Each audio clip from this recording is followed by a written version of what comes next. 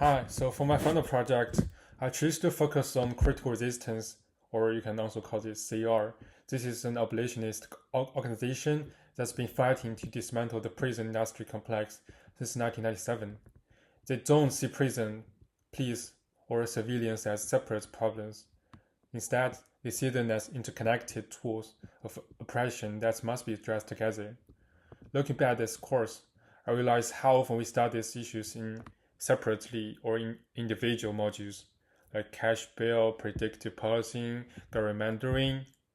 In this case, CR ties all of these issues into one big picture, and that broader, interconnected vision challenged me to think the scale of change needed. So, firstly, looking back, at the beginning we studied the rise of mass incarceration.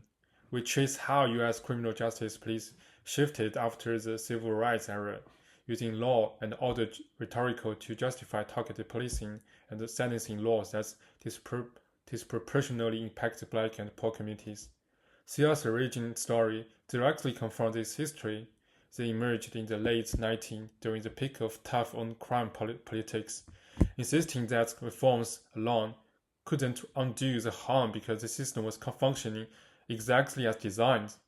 In this class, I remember thinking this problem was mostly about the excess. Too many people locked up, too many years on the sentences. However, CR frames it differently. It's not just about reducing numbers, it's about changing the function of the system itself. That's harder, way harder. But it's also made me to realize that why piecemeal reforms often stall or reverse. Second, in Do Not Resist, we saw police adopting predictive policing, facial recognition, and military grade weapons and so on.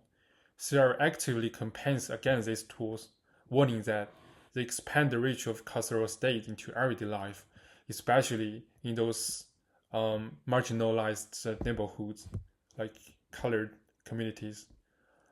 Also, what makes me feel interesting for thinking about the CR is that they frame technology as a structural problem, not just as a privacy issue.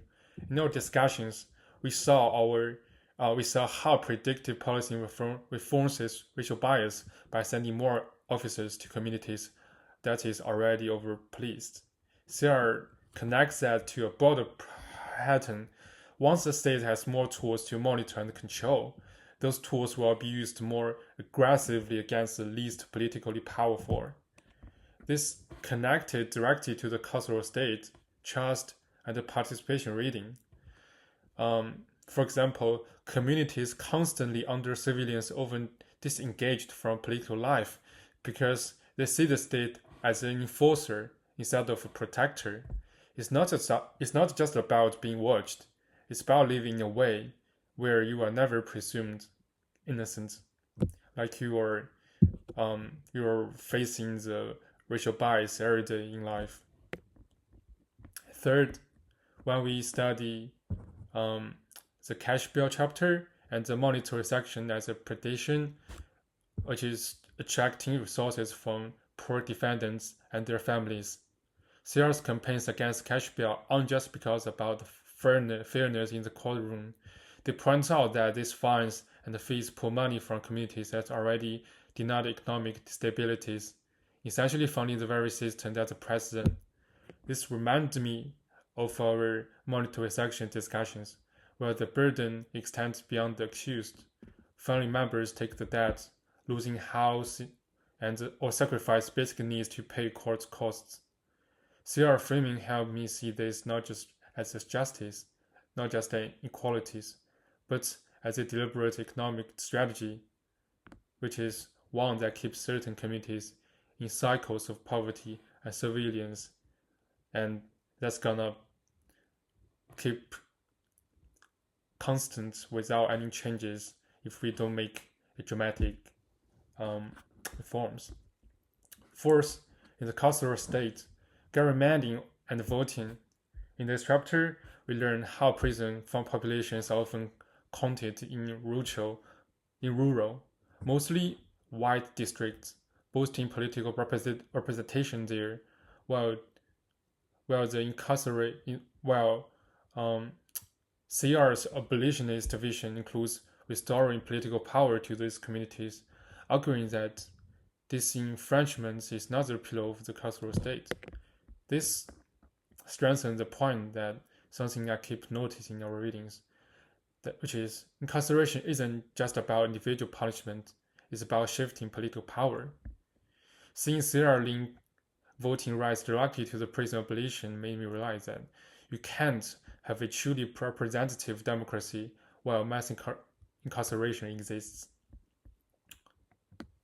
Next, here's where Sierra challenged me most.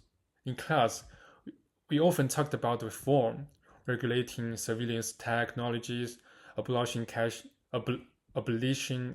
bail, restoring voting rights, like steps forward. Nevertheless, Sierra warns us that many reforms actually strengthen the system by making it more efficient. For example, replacing cash bail with algorithmic risk assessment might seem like progress. However, Sierra points out that it still keeps people under surveillance and control, often in a racially biased ways. This made me rethink my own confront with discrimination. Before, I thought any improvement was worth pursuing. Now, I see how forms can be double-edged, like double-sided swords. They might relieve some harms, but at the same time, it also strengthens systems' permanence or control. Finally, before this course, I thought abolition was an unrealistic dream, something idealists talked about over and over again, but in the real world, they're not gonna actually handle it. Now, after connecting Sierra's work with everything we've studied, such as technology, economic exploitation, political disenfranchisement, and historical context, I understand why they insist on a complete transformation. Sierra doesn't just criticize, they build alternatives. They provide a plan, like community crisis response teams, mutual aid network, and neighborhood-based conflict resolution.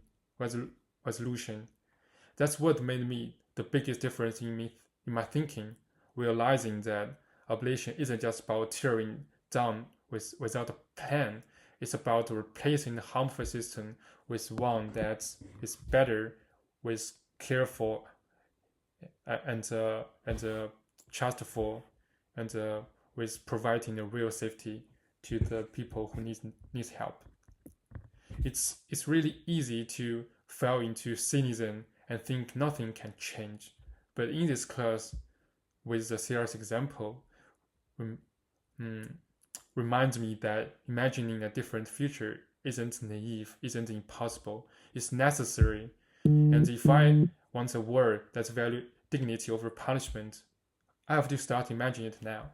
And that's my all thoughts and reflection. Thank you for listening.